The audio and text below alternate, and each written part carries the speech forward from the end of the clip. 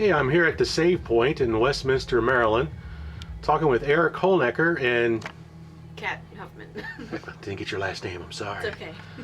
So, Eric, how long has your store been open here? What do you think, Kat? It was September 2011 when we opened, so about a year and a half, just over that. What got you into wanting to open up your own store? Well, I think both of us have always been fans of video games. I've grown up with them my whole life, starting from when I was this tall. So I've always wanted to work with computers and video games, just in the field. You know, when I grow up, I will do this. So it was always kind of a dream of mine to have a retail store, you know, like GameStop, and that was growing up as a kid, or Babbage's even. And you know, after growing up and realizing that there's quite a nightmare behind it, then I thought, you know what, it would be better to have a retail store that covers everything that the other ones don't. And yeah, it just kind of fell into place. How about you, Kat? What got you interested in Wow. I mean, I've always, the same thing, I love video games. I got an NES for Christmas in like 1991 and never looked back. But yeah, I worked at GameStop for a while. And I love working with video games, but I hated the whole corporate aspect of the thing. So when Eric and I got together, and you know, the mall approached him about his arcade machines and having a retail location involving a LAN center, because he had arcade machines in the mall before we opened. You know, we kind of put our heads together and said, well, we both really want to do this. Let's just incorporate the whole thing. So we ended up with the LAN center, the arcades, and the retail aspect, which has grown into something really cool. I see your store deals with a lot of retro systems, a lot of retro games. Where do you most mainly get them? You get them like from auctions or? In the beginning, it was our collection. Like, Eric had over $5,000 worth of just stuff he'd found at Goodwill, stuff he'd held on to for years. But after the initial inventory when we opened, it's all people bringing it to us. Like, maybe we pick up the occasional thing at Goodwill when it's not overpriced, which it usually is. But, you know, people every day at least once somebody's coming in with, you know, a couple Xbox games here and there, maybe a couple Atari games, and sometimes we find some really cool stuff. And that's just, when, you know, probably like an hour radius of where we are, and Right. people are still bringing us stuff that they're finding, which is not what I expected at all. So you're allowing people to bring in things to trade in and stuff. And Mm-hmm. oh, that's really nice. Yeah. On the arcade part of it, are all these your own personal machines out here? Yeah, there's I've always tried to keep a budget in mind on the arcades and base it off of, you know, like, I'm only going to spend money on arcade machines out of the money that the initial arcade machine I purchased is making. So that way you're not falling into a money pit. But you wind up falling into a money pit either way. So It becomes a lifestyle very quickly. yeah, There should be a reality TV show about it, probably. Yeah. definitely. Do you get most of your arcade games like from arcade auctions or Craigslist or? Oh, I'm gonna have to think for a second. I think he's friends with a couple of middlemen who, like, they okay. are the ones who go to the auctions, and then they'll call him and say, I got this thing, and I don't know what to do with it, because, I mean, if you want to speak for yourself, that's Yeah. fine. Eric works in a lot of more obscure, like the weird Sega stuff that there's only 20 of them in the country, or, you know, linking up all these racing machines because he's obsessed with getting them all. But, so these guys, you know, they normally have, like, claw machines and, you know, like fishing games, because that's what makes them money, unfortunately, nowadays. But they'll come across, you know, like a skateboard game that they never heard of, but it says Sega on it, so maybe Holnicker wants to take a look at it. So usually it ends up that people call him and say, hey, like, you want a couple $100 for this thing, because it's taking up space. So most of the machines we get are not fully functional when we get them, but that's what Eric spends most of his time doing, is fixing them up. Do you enjoy repairing the arcade games? Absolutely. You know, I love looking at a problem and saying, okay, I have no idea what I'm doing, let's jump into it. And sometimes, you know, I'll have to look at a particular machine and say, all right, well, the monitor's busted, the board's busted, I know nothing about this at all, and I'm going to crack down for the next month and research the hell out of it until I can fix it. And That's awesome. it's been working okay so far. The only thing I've yet to grasp fully is monitor repair, and they're scary beasts. Oh, there's nothing to monitor repairs. I've repaired for you those in my time. They're Yeah, not bad there's- at all. I They're very simple. They're scary to look at. Oh, they're very simple. They're not hard at all. It's a neat hobby to get into. Yeah. Oh yeah. Your store, do you ever hold any kind of tournaments or anything like that? We have. It becomes a little difficult to plan because at first it was just the two of us running everything, and we, been in tournaments or seen tournaments at conventions, but hadn't really paid attention to how they were run. And then once we do, we'll try to see who's interested in a tournament, and 20 people will say, yeah, totally, but then only 3 show up. So it becomes difficult to actually get the ball rolling. So we've had a few. We had a duck hunt tournament that was really cool. It was like 40 feet away, I think, from the TV, like who could get the most, and we figured it would be like 2 or 3 40 ducks. feet? The guy who won got like 81 ducks or something like that. From 41 feet? Yeah. Correct. So we've had some pretty neat things, but we're trying to get more into event planning. We haven't really gotten over that. Try hump blind yet. duck hunt. Yeah. When we go to playing events, people say that they want the newest Call of Duty tournament or they want a Madden tournament.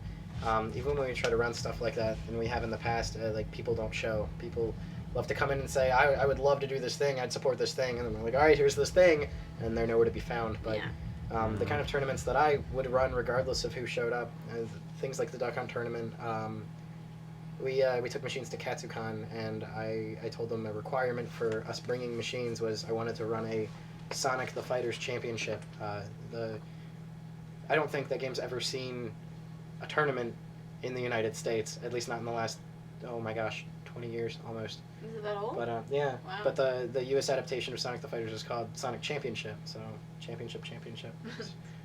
Fun stuff. So it's obscure things. It's things Yeah. you wouldn't find at every other LAN center.